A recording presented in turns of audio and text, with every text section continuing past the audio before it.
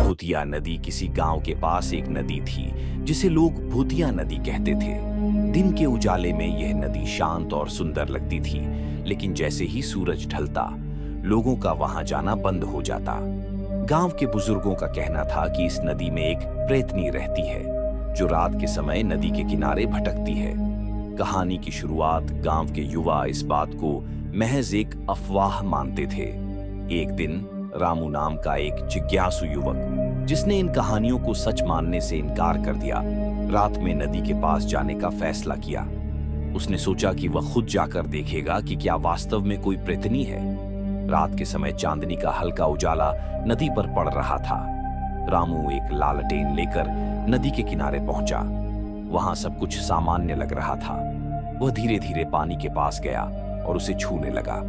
अचानक ठंडी हवा का झोंका आया और उसके कानों में किसी के गाने की धीमी आवाज सुनाई दी। प्रेतनी का प्रकट होना रामू ने इधर उधर देखा, लेकिन वहां कोई नहीं था।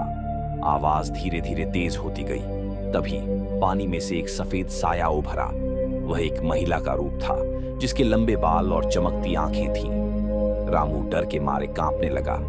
महिला ने धीरे से पूछा, तुम यहाँ क्यों आए हो? डर के बावजूद रामू ने हिम्मत जुटाई और कहा, मैं यह जानने आया हूं कि तुम कौन हो और यहाँ क्यों रहती हो। प्रेतनी की कहानी महिला ने जवाब दिया, मैं एक गांव की लड़की थी। कई साल पहले कुछ लुटेरों ने मुझे यहाँ मारा और मेरे शरीर को इस नदी में फेंक दिया। मेरी आत्मा तब से मुक्त नहीं हो पाई। जो भी इस नदी के पास आता है, मैं उसे अपनी कहानी सुनाती हूँ। क्या तुम मेरी मदद करोगे?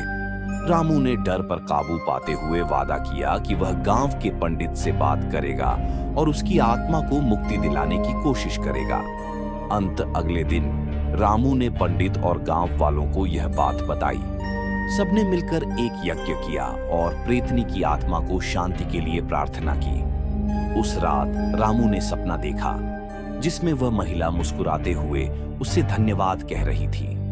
इसके बाद से भूतिया नदी का नाम बदलकर शांति नदी रख दिया गया और गांव के लोगों का डर हमेशा के लिए खत्म हो गया।